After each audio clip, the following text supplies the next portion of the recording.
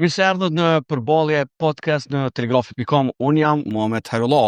Sot do të vazhdojmë me serinë e 5 të përballje podcast ku po flasim për tema që kanë të bëjnë me dezinformimin në kuadër të asaj që është si projekt për integritetin medial dhe demokracinë në Kosovë, që synon të nxjisë patjetër edhe debat publik për rolin e mediave, çështjen e dezinformimit, rolin e organizatave të shoqërisë civile, por edhe institucioneve publike arsimore, sidomos gjatë fushatave zgjedhore.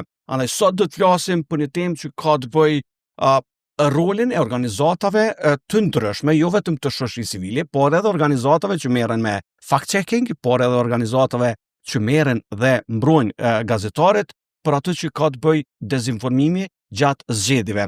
Andaj sot së bashku me Gëtuar Mulliqi, drejtore e Asociacionit Gazetarëve të Kosovës dhe Fesim Rizanaj, hulumtues nga platforma Hibrid, do ta diskutojmë këtë temë mjaft të rëndësishme. Mirë se erdhat. Mirë qatër. Po vjen mirë që së bashku për herë të parë në këtë format na me juve do të flasim për një temë që ka të bëjë, siç e thash, rolin e organizatave të shoqërisë civile. Asociacioni i Gazetarëve të Kosovës, një organizat shpeshherë në publik mendohet që është vetëm mbrojtës i gazetarëve, po ka edhe rol dhe funksion gjithashtu të ndryshëm që ka të bëjë edhe me ato që sot gëtuar është ndihma, zhvillimet që po ndodhen në gazetari, në trendet digjitale, të gjitha këto. Dhe roli i AGK-s është padyshim aty dhe do të jetë aty. Nëse e marrim në situatën ekzistuese, edhe në kohën kur jemi në zgjedhje, edhe në kohën kur shtohen dezinformatat, AGK në vazhdimsi ka bën thirrje, po është edhe pjesë e platformave që ka të bëjë me integritetin zgjedhor edhe e lunë rolin e vet. Atëherë, çka për fillim, nëse mundesh mendo, çysh e shën rolin e AGK-s në këto tema?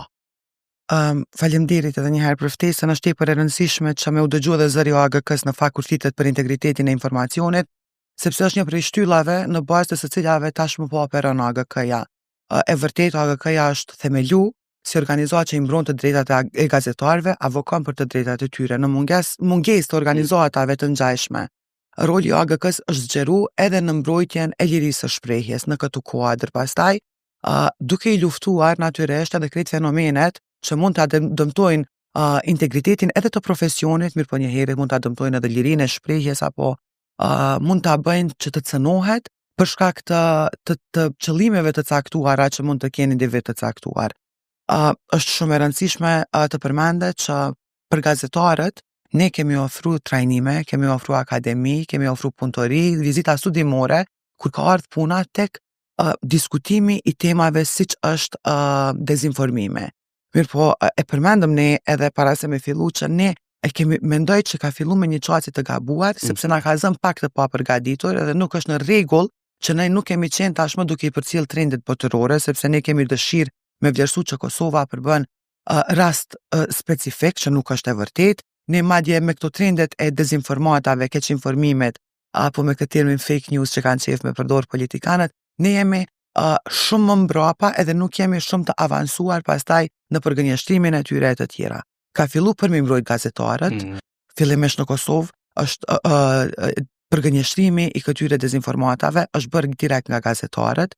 Fatmirësisht gazetarët kanë qenë të mësuar se si ta bëjnë sepse janë ngrit kapacitetet e tyre, mirë po gazetarët pastaj kanë hasë në probleme kur ka ardhur puna të përballen me qytetarët, sepse qytetarët nuk janë të informuar apo nuk janë të edukuar mediatikisht për të bërë dallimin mes një informate, mes një lajmi, edhe pastaj me dezinformatat. Kështu që na kemi pas shumë të rëndësishme që t'i ndihmojmë gazetarët, t'i ndihmojmë qytetarët edhe një herët të rreshtohemi me platforma siç është Hibridi, siç janë iniciativat e tjera të shoqërisë civile edhe të mediave në Kosovë, sepse ne jemi në anën e njëjtë për me ndihmu proceset. Tash kur vjen puna e zgjedhjet është në Kosovë na çka kemi vrejt në bazë të lëmtimeve tona, ndoshta profesori Festim mundet me tregu nga ekspertiza e tyre apo me ma dëshmu që nuk kemi të drejtë, por çka kemi vrejt ne për dallim nga shtetet e rajonit, te ne nuk është tepër prezente propaganda e huaj apo dezinformatat që vijnë nga jashtë, po kemi të bëjmë shumë me domestic propaganda apo propagandë brenda shtëpisë. Për fatin tonë të keq, zgjedhjet nuk është se kanë qenë të rralla. E kemi pas një qeveri e cila ka zgjatë 4 vite, pastaj patëm një vit zgjedhor, pastaj ne kemi gjithmonë problemet e njëjta që i hasim monitorimet tona kur vjen puna tek dialogu Kosovë-Serbi, pastaj ka qenë edhe pandemia një aspekt tjetër e të tjera, kështu që kanë qenë përfshirje vazhdueshme të AGK-s, mirë po koha e zgjedhjeve është kohë shumë specifike, lindin platforma të ndryshme, lindin portale të ndryshme, kështu që këta e bën shumë të vështirë edhe fakti që nuk kemi programe të dedikuara për ngritje të kapaciteteve të qytetarëve në përgjithësi, nuk është e përfshime si lëndë obligative në kurrikulat shkollore. Ka të bëjë me edukimin, me dira pastaj. Po. Faleminderit shumë për pjesën e parë, Getorb, njëjtë festim, po dërsona festim për shkak që spjegojmë shumë zyrtare zonja dhe zotëri. Hibridi gjatë mirët me çështjen e asaj që ka të bëjë me luftës kundër dezinformimit, me fact-checking, verifikimin e informatave, por dhe jo vetëm. Dhe gjithashtu keni publiku një raport tash fundi, që po du mi ndo pak do shifra bajegi interesante që ka rezultu në raport që ka të bëjë sidomos me lajmet e pavërteta, por sa është e rëndësishme për shoqërinë edhe për Kosovën me pas organizata, e përmenda, roli shoqërisë civile, organizatave si ju, janë të rëndësishme në situata të ndryshme gjithçysh, po sidomos kur jemi në proces zgjedhor. Po, si që dim, domethënë me shfaqjen e mediave sociale, secili prej nesh e ka mundësinë me kriju një faqe, një llogari në këto media dhe me plasu informacione të ndryshme. Njëkohësisht me hap faqe të tilla duke i dhënë, domethënë në titull, duke i emërtuar ato edhe me prapashtesa si news, info, gazeta e të tjera, dhe kjo e ka në një farë forme ja ka marrë autoritetin e informacionit gazetarit edhe medias kredibile. Domethënë ka kriju një mjegull informative në media sociale. E sot shumica prej nesh, më thëmë 100% që informohemi nëpërmjet mediave sociale, dhe aty shfaqen lloj-lloj informacione në kuadër të së cilave edhe dezinformata të ndryshme. Për atë arsye kjo e ka lindë edhe nevojën për këto platforma që bëjnë fact-checking, siç është Hybrid.info, Hybrid.info është e vetmja që bën vetëm fact-checking. Domethënë na jemi platformë vetëm që mirëmi me këtë. Domethënë na nuk japim nuk jemi media në një farë forme që asi po e bëjmë vetëm këtë punë edhe në kuadër të kësaj, sidomos gjatë fushatave zgjedhore. Hapën lloj-lloj faqe, lloj-lloj kanale, lloj-lloj llogari, lloj-lloj account që i thënë, edhe plasojnë propaganda të ndryshme, dezinformata të ndryshme, tu i fillu prej pretendimeve me tekst, me deklarata të vjetra, të ripublikuara, domethënë imazhe të edituara, të prera, video të caktuara, sekuenca të prera me deklarata të caktuara. Njëkohësisht së fundmi edhe fenomeni i videove të gjeneruara me inteligjencë artificiale, domethënë totalisht me narrativa të caktuara, duke i improvizuar si intervista të mediave të Kosovës, domethënë edhe kjo thjesht për t'i dhënë prap legitimitetin e medias asaj përmbajtje, që në farë forme e mundohen me ndiku perceptimin e audiencës edhe të votuesve në këtë rast, apo përzgjedhësve të votës në këtë rast, e që në fakt në një farë forme e rrit nevojën e verifikimit të këtyre informacioneve, për të cilat domethënë Hybrid.info mundohet i rrit kapacitetet sidomos në kësi raste që janë ma kritike, që me sa ma shumë me arrit me demantu këto, me i bot demasku këto në mënyrë që audienca mu informu. Na zgjedhim forma të ndryshme, përveç artikullit fact-checking, bëjmë edhe video të ndryshme, domethënë që me orientu audiencën, njëkohësisht edhe përveç debunk që nifët, kemi edhe pre-bank, domethënë shkruajmë për shembull dje publikum,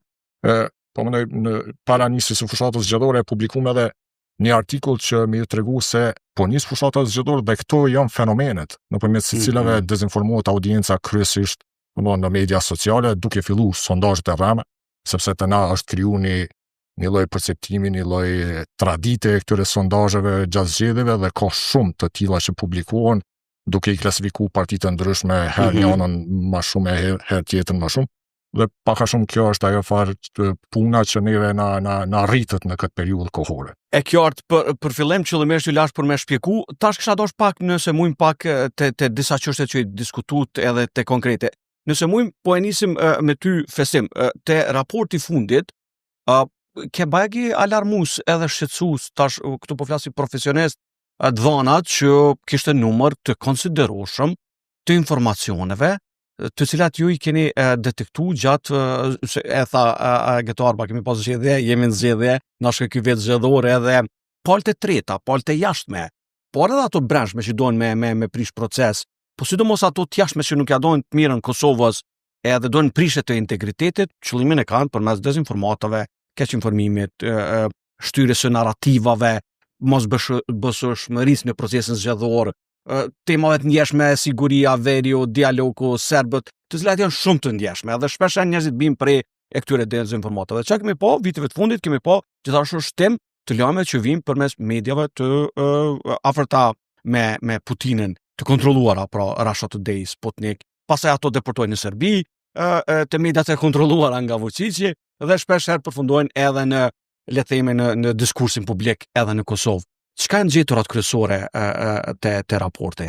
Po për rastin e fundit ne kemi bën një hulumtim që çush ka raportu Russia Today dhe Sputnik News në gjuhën serbe, sepse ata veprojnë në Ballkanin Perëndimor në këtë gjuhë me idenë që kjo gjuha më e shtrirë në Ballkanin Perëndimor dhe arrin më shumë audiencë, po target audienca aty më mbetet komuniteti serb këtu. Domthoni dezinformantat ose narrativat e saktuara në këto media qarkullojnë pastaj siç e thekë, domethënë në mediat e afërta me pushtetin në Serbi dhe amplifikohen në një formë të tillë që deportojnë edhe arrin te komuniteti serb, sepse gjatë takimeve që kemi me ata mbeten gjithmonë besnik ndaj këtyre tabloideve të Serbisë dhe nuk shohin alternativë tjetër gjatë marrjes së informacioneve. E ka pas narrativa kryesore që ndalidhen kryesisht me listën serbe, me komunitetin serb këtu, domethënë duke ngritur si lista serbe është subjekti vetëm politik serb në Kosovë, pa listën serbe u lidhke edhe me mbijetesën e komunitetit serb këtu, domethënë nëse se votoni listën serbe, mbijetesa juaj rrezikohet. Pastaj alternativa ose qendra kryesore për ju nuk është Prishtina, po është Beogradi, domethënë Vučići mbetet si protagonisti kryesor. Nga ana tjetër, domethënë institucionet e Kosovës shihen si e keqja për serbët, kryeministri në detyrë Albin Kurti është antagonisti në këtë rast ndaj komunitetit serb, të cilin domethënë në një farë forme e shohin si e keqja kryesore, domethënë për komunitetin serb që I dëmton edhe e pamundson mbijetesën e tyre në Kosovë. Po përveç këtyre, domethënë diku deri në 75 artikuj që ndalidhen drejt për drejt me zgjedhjet u I përfshi edhe këto narrativa të caktuara. Është një fenomen interesant që ky rrjeti propagandistik Pravda që është me bazë në inteligjencë artificiale, që është një fenomen shumë shqetësues, domethënë që artikuj të ndryshëm që ndërlidhen për shembull për shtete të caktuara që I kanë target audiencë, përfshi këtu edhe gjuhën shqipe, domethënë që është Shqipnia si qendër, po ka edhe lajme për Kosovën, merren nga mediat ruse, domethënë automatikisht nëpërmjet inteligjencës artificiale përkthehen në gjuhë të caktuara, konkretisht në shqip dhe plasohen në webfaqen apo domenin e tyre albaniannewspravda.com, ku jo veç për Kosovën dhe Ballkanin Perëndimor informacione në gjuhën shqipe, po ki edhe për çështje të ndryshme globale, të përfshi edhe luftën në Ukrainë. Po cili është qëllimi? Ky qëllimi kryesor është që sferën digjitale me dominu, njëkohësisht nëpërmjet sferës digjitale dominohet edhe sfera e large language models, domethënë chatbotëve, që kur të bën kërkime në gjuhën shqipe për luftën në Ukrainë apo çështje globale, ty me të shfaq këto narrativa të ruse nëpërmjet këtij rrjeti propagandistik Pravda. Dhe me do natyrshëm sa manalt në sipërfaqe, pra me dominu, sepse përmendëm të drejtë edhe inteligjenca artificiale viteve të fundit, ne domethënë po shfrytëzojmë për të mirë, po ka të tjerë që shfrytëzojnë për punë tjera, të cilët ju hyjnë punë edhe shpesh herë, për shkak është diskutim, e di shumë njerëz më pyetin kur e përmendëm të ajo në fillim para se me në emision. Njerëzit shohin deklarata të ndryshme në rrjete sociale, edhe pastaj fillojnë me besu, edhe shumë kush më pyet thotë, a është e vërtetë? Thonë, ku e ke lexuar? Po thotë Facebook. O nëse jam kryeredaktori apo I Facebookit, nëse e shën informacion në kohë reale, shkon me një ide serioze në Kosovë, këshire, a ka burim, kush është burimi, kush është gazetari. Dhe kjo është fenomen, është problem global që po ndodh realisht. Tash, roli I AGK-s, roli I KMSHK-s, ku unë e përfaqësoj Telegrafin si antar I bordit, I organizatave si hibride dhe të tjerëve, është që na përmes punëve tona, përmes diskutimeve si kjo sot, me mujt me ajo që është edukimi masës, sepse kemi do role dhe përgjithësi mbi të gjitha. Pra, me detektu, me paralemru, me tregu, nuk kemi me mujt me ndal, s'u me ndal bota, po thjesht na me parapri edhe me tregu, po, ajo që përmendi fesimi me të drejtë. Thash, qysh e shen qëto këtë këtë rol gëtar, pra, duke përshi edhe AGK-n, KMSH-n, organizatat si Hibrid dhe të tjerët, në mënyrë që pak a shumë publiko, 1.5 milion na jena, ka media që janë antartë KPM-s, media që janë antartë KMSH-s, pra dirë kush janë mediat. Na nuk po flasim për mediat fantome me që më të drejti përmende festimit që dalin si këpurdha gjatë zgjedhjeve dhe pastaj shuhen. Ato vinë me një mision qëllom. Dhe ky mision po e dëmton pastaj reputacionin e mediave kredibile, sepse shpeshher po duke njek atë shpejtësinë po bim prej le të themi, ndoshta jo dezinformatave, po keq informimit në kohë reale. Kjo është problemi në fakt, sepse krejt iniciativa që na i marrim, besoj që janë zinxhirore edhe që e komplementojnë iniciativën e tjetrit. Qoftë AGK-ja, qoftë KMSH-ja, qoftë Hibridi, qofshin organizatat e tjera si që janë D+, si që janë D4D.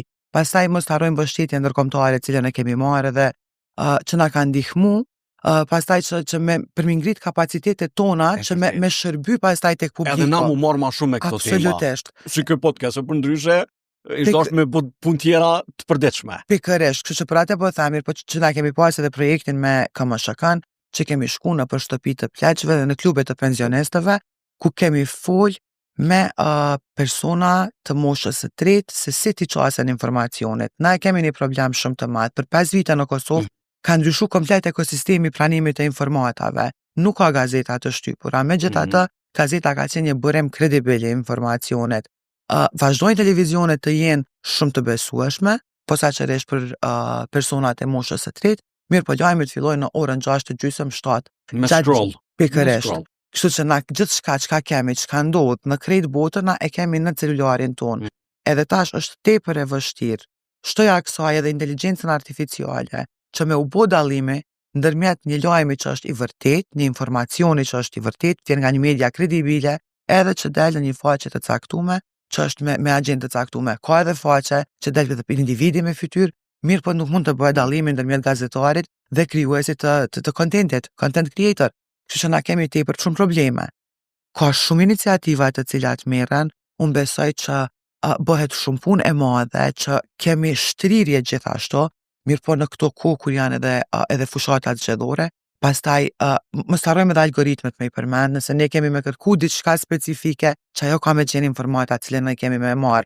Kështu që ne e kemi. Dhe partitë politike po e thomon çto, partitë politike i kanë ndihmuar këtij diskursit negativ në të gjitha raportet. Pra nëse dikush i ndihmon qësoj shpërndarjes të ishet të komentet online, të cilat ndodhen në te lajmet në mediat online ose te faqet e tyre, pra shamja, gjuha, fyrja, ajo është ata ndihmojnë këtij procesi. Ka qenë një farë procesi i kadalshëm, sepse persona që merren me dezinformata, që krijojnë deep fakes, që janë shumë më kreativ se sa ne që jemi në anën tjetër duke i luftu.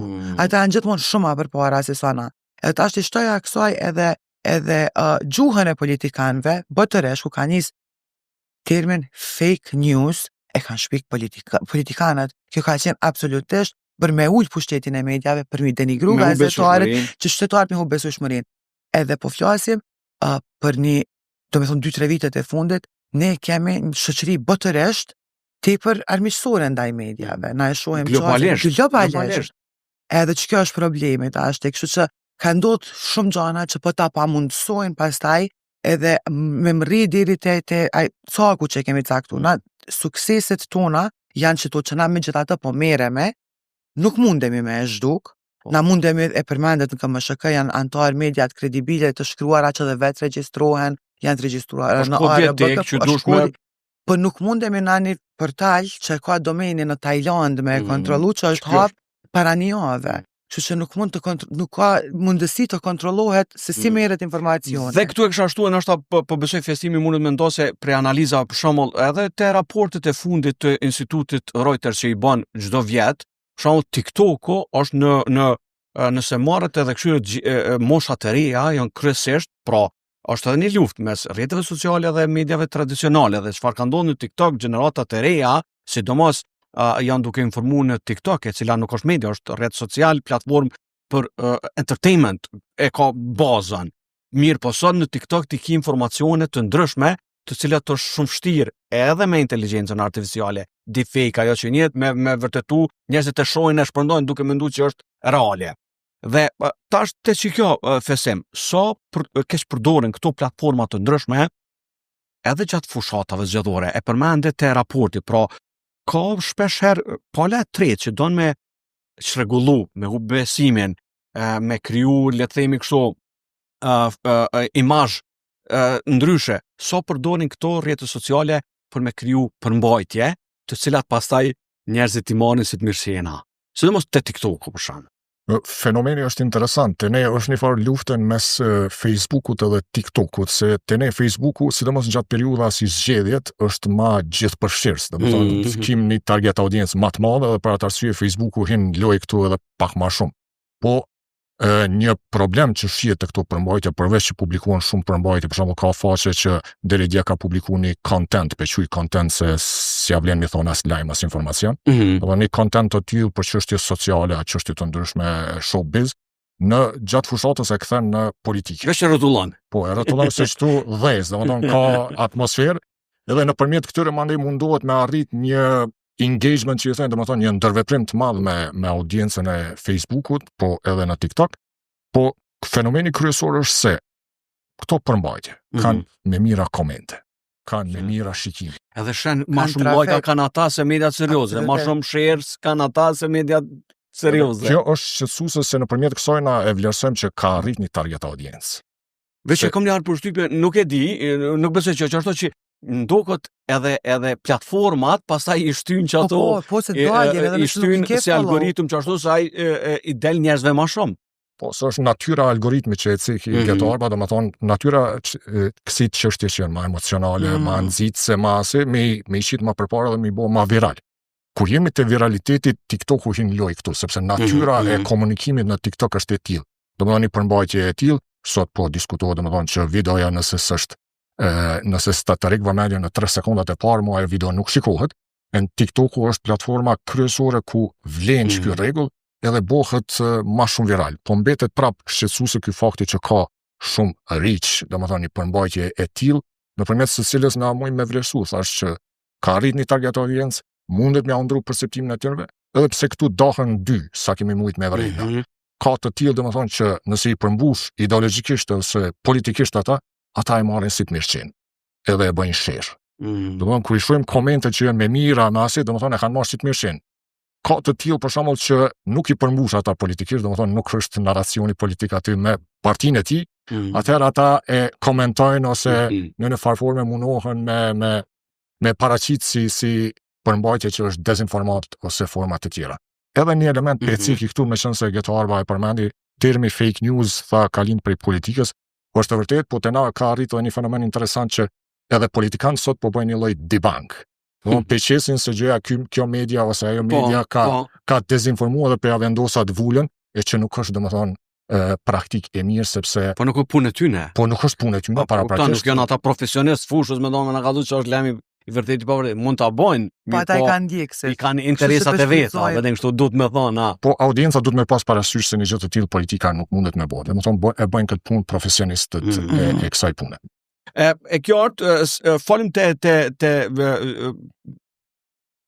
pjesa e parë, situata dhe roli i shoqënisë civile, i organizatave si AGK dhe Hibrid që ka të bëjë me luftën kundër dezinformimit, pastaj analizuam pjesën e gjendjes e cila është edhe erdhëm te një konstatim që është problem global dhe natyrshëm sot le të themi zakonisht këtu ndalem te Instituti Reuters për shkak që bojnë analiza vjetore edhe për me pa ka po shkon trendi, domthonë ka po shkon zhvillimi, ka po shkon ardhmja dhe çka kanë përfunduar sot mediat botërore tradicionale është që kjo lufta me rrjetet sociale dhe me platformat online të cilat janë problematike, por megjithatë unë mendoj këtu tash si profesionist i fushës që mediat tradicionale do ta kenë rolin e vet, sepse aty mund të shkosh ti me verifikuar informat është reale dhe as është reale. Dhe te pjesa e fundit zakonisht kam qenë me përfunduar na çka mund me bë, edhe na si media si organizata, si EBRD, si AGK, cilat janë detyra dhe obligimet. Shto këtu tash fakti ndonë në zemër që vitin e fundit janë dalë pak fondet që ka të bëjë me media, problemi e fondeve me shoqëni civile, zhvillimi, avancimi, secilëherë po ngushtohet pak ma shumë situata, ndërkohë që ata që do me bëjë dezinformata, po besoj që i kanë fondet e hapura dhe mundësitë e hapura. Çka mund me bëj na gëtar të pjesa edhe si organizata, por edhe një farë lloj bashkëpunimi e koordinimi për të paktën me informu njerëzit në mënyrë sa më të mirë. Ajo që ka mund dhe me thonë është që na nuk kemi shkop magjik që me zgjidh problemin, po që ka mendoj që bëhet shumë pak është pikërisht prej mediave tradicionale promovim i platformave si hibride, i iniciativave që i marrim ne si shoqëri civile, edhe nga njëherë duket sikur këtë puna që ne po e bëjmë sillet në një komunitet dhe në një hapësirë të caktuar, një grup shumë të vogël edhe pastaj ne nuk po dalim jashtë.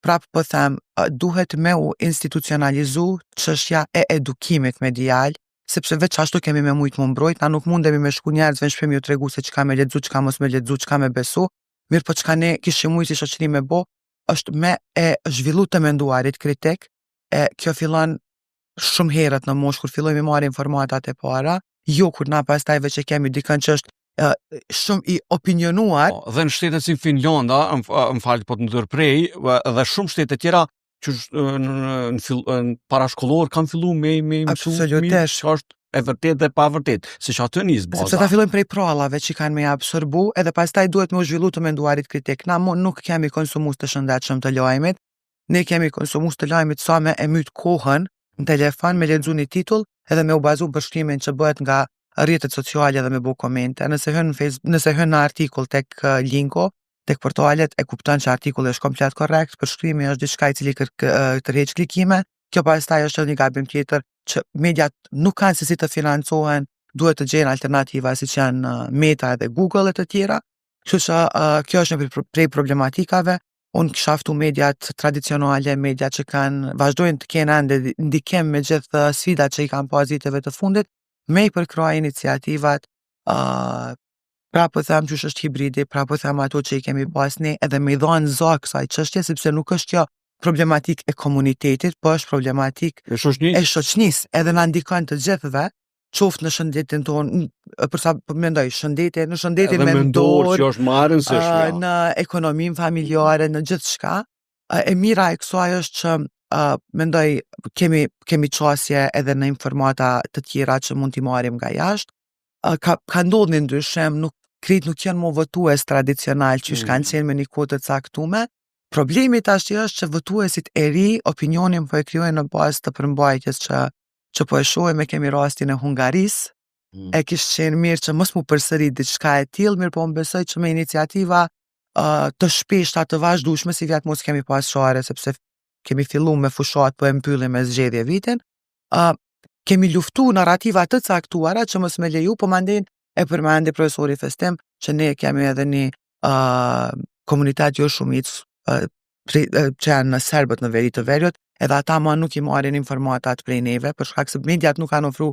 Ata nuk i marrin informatat, se duhet me thonë as nga mediat serbe profesionale në gjuhën serbe në Kosovë. Do me thonë kemi media shumë profesionale në Kosovë që operojnë në gjuhën serbe, mirë po informohen nga tabloidet, edhe pastaj kjo edhe kontaminon ambientin e pranimit të informacionit, të plasimit të informacionit. Kështu që mediat tradicionale duhen sa më shumë edhe në iniciativave që kanë për bazë informimin e mirë edhe luftimin e dezinformimit. Fesema, kena me mri me luftu, jemi në fushat, tash keni punë pak më shumë, se zakonisht, ishte vit zgjedhor, nisi dhe po përfundon që ashtu, po shpresoj që nuk kam na shkundimin e së gjashtën prap me zgjedhje. Tash natyrisht shton edhe kapacitetet, edhe është këtu roli që me tregu sa më shumë të vërtetën dhe realitetin. Çka mundet më u bë më shumë nga organizata si hibrid edhe bashkëpunimit që përmendja edhe këto arma me media tjera, në mënyrë që publikut më servu realitetin, të vërtetën dhe me tregu mi thonë që shkoni çto informon. Sot është trajler ti mundesh më informu ku dush, mirë po nëse don me vërtetu, ki kanale që mundesh me shku me vërtetu. Po ne mundohemi në gjithë çfarë forme me arrit një vizibilitet, domethënë te audienca që mi eduku ata se ku mu mirë informu në këtë rast. Domethënë tu i përfshi që shpesh i them që këto faqe që janë në media sociale që kanë si prapashtesa këto nuk janë media, mos e merrni parasysh se këta nuk i dim kush qëndron prapa tyre, është media kredibile që kanë ekipe si Telegrafi e të tjera, domethënë që para se me dalë informacioni verifikohet dhe këto janë burimet kryesore të informacionit. Në kuadër të kësaj majmë trajnime të ndryshme mbi edukimin medial, si në shkolla, si me mësimdhënës. Po njëkohësisht trajnime edhe me gazetarët që me të cilët kemi edhe bashkëpunim shumë të mirë që në situata të caktuara edhe kemi një lloj bashkëpunimi të tillë saqë nëse mundem me vecek, për shembull kur dolën këto videot me inteligjencë artificiale, aty u përdorën edhe mikrofonat e mediave kredibile. Është vërtet. Edhe na komuniku me ato media, shikoni trajtoni këtë çështje sepse po keq përdoret mikrofoni. Logo juaj. Po, logo juaj. Edhe ata, domethënë gjetëm një lloj bashkëpunimi shumë të mirë. Telegraf na kur është publikuar një artikull bajage shumë i madh për dikon një fytyrë publike që absolutisht ka qenë faqe e krijuar pra.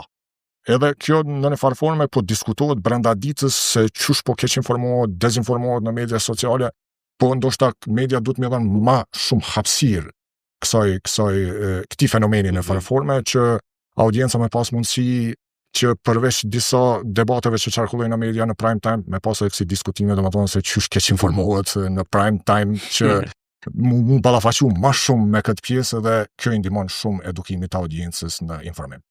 Gëtor Mulliqi, Fesem Rizona, faleminderit shumë për kohën edhe diskutimin që e bënëm në këtë podcast për një temë jashtëzakonisht të rëndësishme. Faleminderit shumë edhe një herë për ftesën, ke kënaqësime që në provën. Faleminderit shumë, shikoj të nderuar, ishte kjo e tëra sa përket podcast të radhës që diskutuam për një temë që ka të bëjë me integritetin zgjedhor, integritetin e mediave, sidomos në kohën e zgjedhjeve. Shihemi në përballje podcast të radhës. Faleminderit.